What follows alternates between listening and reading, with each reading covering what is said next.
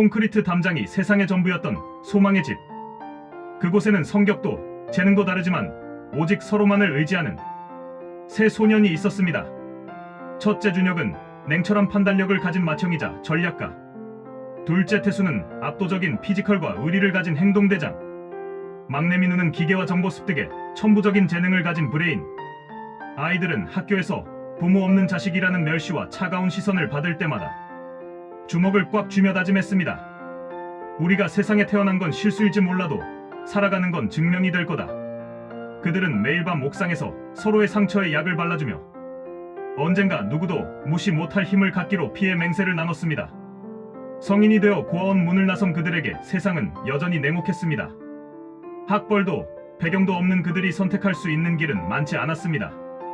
준혁은 낮에는 공사장에서 밤에는 법전을 뒤적였고 태수는 사설 경호업체에서 온몸으로 세상을 배웠으며 민우는 낡은 PC방 구석에서 세상의 모든 정보를 해킹하며 실력을 갈고 닦았습니다. 그들은 밑바닥 생활을 통해 한 가지 진리를 깨달았습니다. 합법의 테두리 안에서는 결코 우리 같은 놈들이 위로 올라갈 수 없다. 모아둔 쌈짓돈과 각자의 재능을 합쳐고 도심 한복판에 간판도 없는 낡은 건물 3층에 사무실을 열었습니다. 겉으로는 평범한 심부름센터였지만 그들의 진짜 목적은 따로 있었습니다. 음지에서 양지를 지향한다. 법이 해결해주지 못하는 억울한 사연들, 권력층의 비리, 공권력이 닿지 않는 사각지대의 사건들을 그들만의 방식으로 처리하기 시작했습니다. 준혁의 치밀한 설계 아래 태수의 압도적인 무력과 민우의 정보망이 결합하자 해결하지 못할 일은 없었습니다. 초기에는 불륜조사나 채무관계 같은 소소한 일로 시작했지만 사건을 해결할 때마다 그들이 쥐게 되는 것은 단순한 수임료가 아니었습니다. 바로 누군가의 치부이자 강력한 무기가 될 수 있는 정보였습니다. 정계와 재계의 거물들이 남몰래 그들을 찾기 시작했습니다. 음지에 머물러 있지만 사실상 도시의 모든 흐름을 꿰뚫는 거대한 정보 창고가 되었습니다. 세 명은 여전히 고아원 시절처럼 소주 한 잔에 서로를 격려하며 이제는 누구도 함부로 할 수 없는 보이지 않는 권력의 정점에 다가서고 있습니다. 전략과 통제의 신 강준혁 30세. 법은 멀고 주먹은 가깝다지만 정보는 그 주먹의 방향을 정한다. 고아원 시절부터 동생들을 괴롭히는 아이들이나 불공평한 원장에게 논리적으로 맞서던 인물입니다. 세상의 시스템을 이해해야 이길 수 있다는 생각에 독학으로 법학과 심리학을 섭렵했습니다. 팀의 리더이며 협상가이면서 설계자입니다. 항상 깔끔한 수트를 고집하며 냉철한 포커페이스를 유지합니다. 상대방의 약점을 파악해 싸우지 않고도 굴복시키는 심리전의 대가입니다. 사건의 전체 판을 짜며 의뢰인조차 예상치 못한 정의로운 결과를 도출해냅니다. 버려질 때 품속에 있던 낡은 회중시계를 보며 시간 약속에 결벽증이 있을 만큼 철저해졌습니다. 무력의 행동파 최태수 30세. 형이랑 민우 머리 아픈 소리 할 때 난 몸으로 대답하는 게 편해. 선천적으로 타고난 골격과 근력을 가졌습니다. 어린 시절 친구들을 향한 세상의 멸시를 몸으로 막아내며 수많은 싸움을 거쳤습니다. 특수부대 출신으로 전역 후 이들과 합류했습니다. 행동대장이며 현장 진압과 보안 및 경호를 담당합니다. 말수가 적고 묵직한 존재감을 풍깁니다. 사일상 기술보다는 제압 기술에 능하며 흉기를 든 여럿을 맨손으로 상대할 만큼 압도적인 무력을 보유했습니다. 험상궂은 외모와 달리 길고양이나 아이들에게는 한없이 약한 면모를 보입니다. 등에 커다란 흉터가 있는데 고아원 시절 동생들을 지키려다 생긴 상처입니다. 그 흉터는 그에게 훈장이자 책임감의 상징입니다. 정보와 기술의 이민우 28세. 형들이 밖에서 뛰는 동안 난 이미 놈들의 계좌와 과거를 털었어. 팀의 막내로 어릴 적부터 기계만 만지면 무엇이든 고쳐냈습니다. 세상과 소통하는 대신에 모니터 소관의 코딩과 대화하는 것이 편했던 천재 해커입니다. 정보 수집과 해킹 장비 제작 도청 및 감시를 담당합니다. 사무실 밖으로 잘 나가지 않으며 세개의 모니터 앞에 앉아 전 세계의 데이터를 주무릅니다. 초소형 드론, 특수 도청기 등 팀원들이 현장에서 사용할 장비를 직접 제작합니다. 천재적이지만 사회성이 조금 부족하고 형들에게 투덜거리는 츤데레 성격입니다. 부모에 대한 기억이 전혀 없어 디지털 세상 속에 남겨진 기록들을 추적하며 언젠가 자신의 뿌리를 찾고 싶어하는 열망이 있습니다. 새 청년이 운영하는 흥신소 그림자 샤로우 시스템즈의 사무실은 그들의 정체성처럼 겉과 속이 완전히 다른 반전의 공간으로 만들어졌습니다. 사무실은 서울 도심의 번화가 뒤편 재개발을 앞둔 낡은 5층 상가 건물의 꼭대기층 5층에 위치합니다. 건물 입구에는 현대 기획 혹은 대박 심부름이라는 낡고 촌스러운 간판이 걸려 있어 지나가는 사람들이 흔한 흥신소로 생각하고 무시하게 만듭니다. 엘리베이터가 없는 낡은 건물이지만 이는 체력이 좋은 그들에게는 침입자를 감지하기 좋은 천연 요새가 됩니다. 옥상과 연결되어 있어 위급 상황 시 탈출이 용이합니다.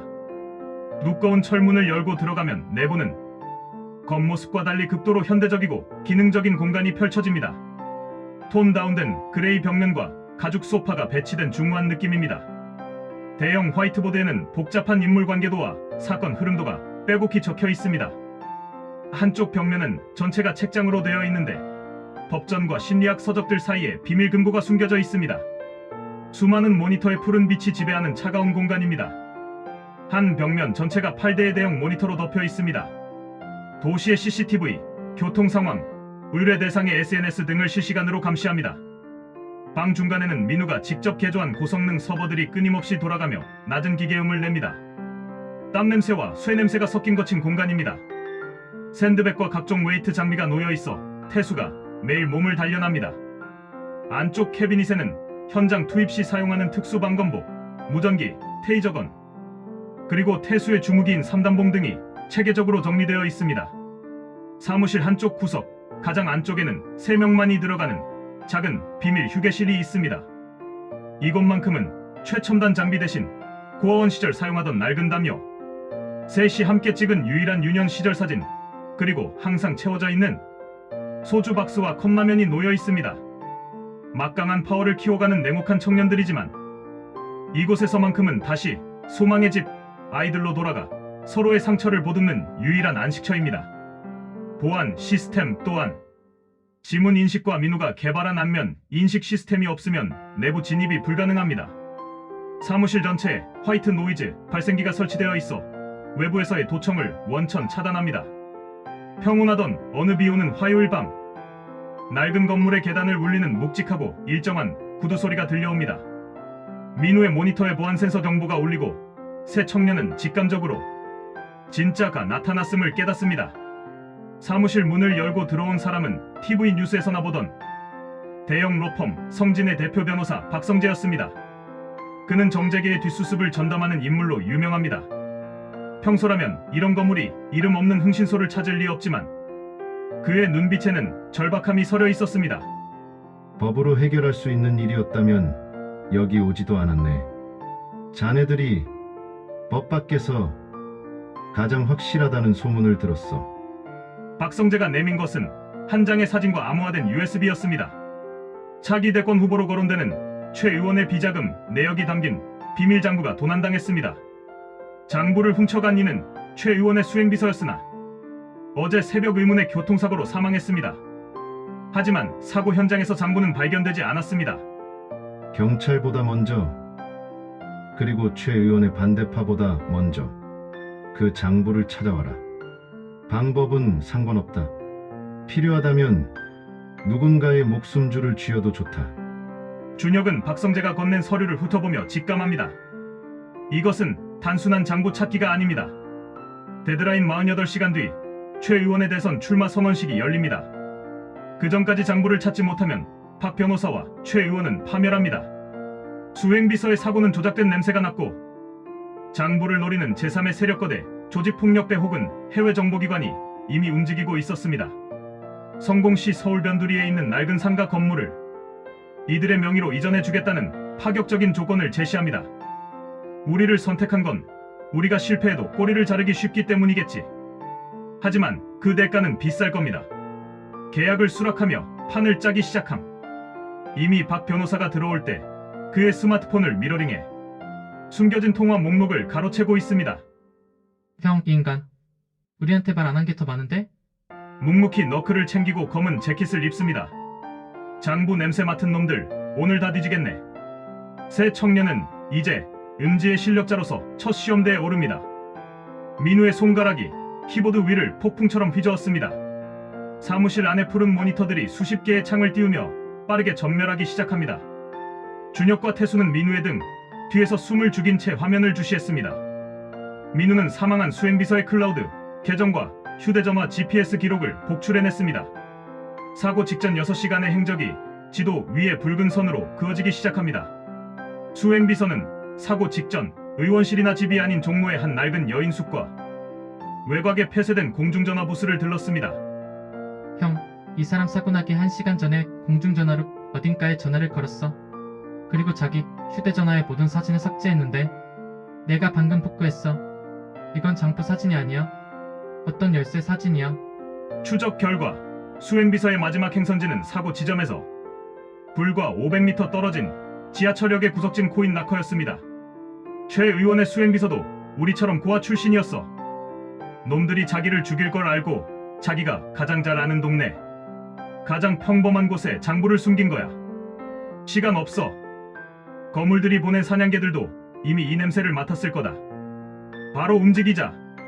새 청년은 민우가 개조한 검은색 밴을 타고 현장으로 질주했습니다. 민우는 차 안에서 노트북을 두드리며 해당 지하철역의 CCTV를 실시간으로 해킹해 현장을 감시합니다. 형, 역 근처에 검은색 세단 세대가 깔렸어. 성진에서 보낸 애들이거나 아니면 제3의 세력이야. 이미 락커 주위를 포위하고 있어. 태수는 정면으로 들어가서 시선을 끌어. 민우는 역내 전원을 차단해. 그 틈에 내가 락커로 접근한다. 민우가 엔터키를 누르자 지하철역 전체가 순식간에 암전에 휩싸였습니다. 비상등만 붉게 깜빡이는 혼란 속에서 태수의 거구는 어둠 속의 괴물처럼 움직이기 시작했습니다. 어둠 속에서 장부를 노리던 정체불명의 사내들이 하나둘 비명을 지르며 쓰러집니다. 태수의 묵직한 주먹이 허공을 가를 때마다 뼈가 부러지는 소리가 역내에 울려 퍼졌습니다. 혼란을 틈 타 준혁은 락커 앞으로 미끄러지듯 다가갔습니다. 민우가 전송해준 비밀번호를 입력하자 탁 소리와 함께 문이 열렸습니다. 그 안에는 수행비서가 목숨과 맞바꾼 작은 가죽 가방이 놓여 있었습니다. 가방을 확보해 차로 돌아온 새 청년. 민우가 급히 가방 안에 USB를 노트북에 연결하자 단순한 비자금 장부 이상의 내용이 터져 나옵니다. 형, 이거 단순한 돈 문제가 아니야. 우리 고아원이 왜 폐쇄됐었는지 그 이유가 여기 적혀 있어. 이들의 과거와 현재의 의뢰가 얽히기 시작하는 순간입니다. 가방 안에서 발견된 것은 단순한 엑셀 파일이 아니었습니다. 민우의 손가락이 떨렸고 화면에는 15년 전 그들이 살았던 소망의 집의 설계도와 당시 재단 이사진의 명단이 떠올랐습니다. 비자금 장부의 깊숙한 암호 폴더 속에는 프로젝트 새싹이라는 기괴한 이름의 보고서가 숨겨져 있었습니다. 당시 최 의원이 이사로 있던 성진의료재단은 신약 개발을 위해 법적 보호자가 없는 고아들을 대상으로 불법 임상시험을 진행했습니다.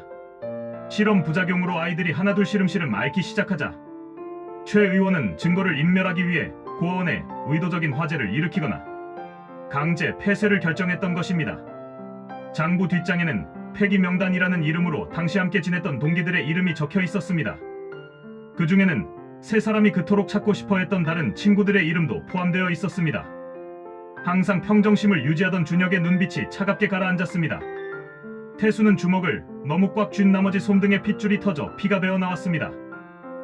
형, 우리가 저놈들 뒤처리나 해주려고 이 고생을 한 거야? 저 장부 들고 가서 박성재랑 최 의원 면상에 꽂아버리자. 안 돼, 태수 형. 지금 가면 우린 그냥 살인자가 되고 진실은 영원히 묻혀. 저놈들은 법망을 빠져나갈 구멍이 너무 많아. 준혁은 노트북 화면을 덮으며 낮게 읊조렸습니다. 의뢰받은 대로 장부는 돌려준다. 하지만 그 내용물은 우리가 정한다. 진짜 장부는 우리가 갖고 박성재에게는 민우가 만든 가짜 장부를 넘길 거야. 열기만 하면 특정 시간에 모든 데이터가 폭로되는 타임밤이 심어진 장부를 넘긴다. 최 의원이 대선 출마 선언을 하는 그 순간 전 국민이 보는 생중계 화면에 2인체 실험 보고서가 송출되도록 시스템을 해킹한다. 태수의 임무는 진실이 터지는 순간 최 의원 측이 증거를 인멸하거나 도주하지 못하도록 현장을 물리적으로 봉쇄하는 것이다. 이제 새 청년에게 이 일은 단순한 흥신소 업무가 아닙니다. 자신들의 잃어버린 어린 시절과 죽어간 동기들을 위한 피해 복수이자 음지에 숨어있던 괴물들을 양지로 끌어내 처단하는 심판이 되었습니다. 이제 48시간 뒤면 최 의원의 출마 선언식이 열립니다. 준혁은 평소보다 더욱 정갈하게 수트를 차려입었습니다. 그의 손에는 수행비서의 가방에서 나온 것과 똑같은 재질의 가죽 가방이 들려 있었습니다. 약속 장소는 통유리로 도심이 내려다 보이는 성진 로펌의 최상층 펜트하우스였습니다. 박성재 변호사는 거만한 태도로 위스키를 잔에 따르며 준혁을 맞이했습니다. 그의 뒤에는 검은 안경을 쓴 체격 좋은 경호원 둘이 서 있었고 테이블 위에는 약속했던 상가, 건물의 소유권, 이전 서류가 놓여 있었습니다. 예상보다 빠르군. 역시 밑바닥 생리를 잘 아는 놈들이라 그런가? 장부는 가져왔겠지? 준혁은 대답 대신 가방을 테이블 위에 올려두었습니다. 하지만 가방을 열지는 않았습니다. 준혁은 여유롭게 박성재의 맞은편에 앉아 그의 눈을 똑바로 응시했습니다. 장부를 열기 전에 확실히 해둘 게 있습니다. 이 장부 안에 든 내용, 당신도 알고 있었습니까? 그게 무슨 소리지? 지자금 내역이라고 했을 텐데. 비자금이라기엔 피냄새가 너무 심하더군요. 프로젝트 새싹, 15년 전 소망의 집 아이들, 당신이 그 아이들을 처리하는 법률 자문을 맡았다는 기록까지 다 들어있던데. 박성재의 손이 미세하게 떨렸습니다. 준혁은 그 찰나의 흔들림을 놓치지 않았습니다. 준혁이 던진 것은 나는 모든 것을 알고 있다는 압박이었습니다. 그래서 그게 세상에 알려지면 자네들이 무사할 것 같나? 이 바닥에서 정의를 찾으려다간 소리 소문 없이 사라지는 법이야. 어서 장부나 넘겨. 피식 웃으며 아니요, 전 정의를 믿지 않습니다. 하지만 보험은 믿죠. 지금 이 방에서 제가 나가고 10분 뒤에 제 동료에게 신호가 가지 않으면 이 가방 안의 데이터는 당신들이 가장 두려워하는 검찰청 특별수사팀과 언론사 12곳에 동시에 전송됩니다. 실제로는 민우가 방송사 해킹 준비를 마칠 시간을 벌기 위한 완벽한 블러핑이었습니다. 박성재는 준혁의 서늘한 눈빛에서 그가 진짜로 판을 깨버릴 수도 있는 미친놈이라는 확신을 가졌습니다. 당신들이 원하는 건 48시간 뒤의 성공적인 출마 선언이죠. 저도 제가 살기를 원합니다. 이 장부를 지금 넘겨주는 대신 소유권 이전 서류 외에 현금 10억을 추가로 준비하십시오. 돈의 입금이 확인되는 즉시 비밀번호를 넘기겠습니다. 박성재는 준혁이 돈을 요구하자 오히려 안심했습니다. 욕망이 있는 자는 통제하기 쉽다고 믿었기 때문입니다. 그는 비서에게 전화를 걸어 자금 준비를 명령했습니다.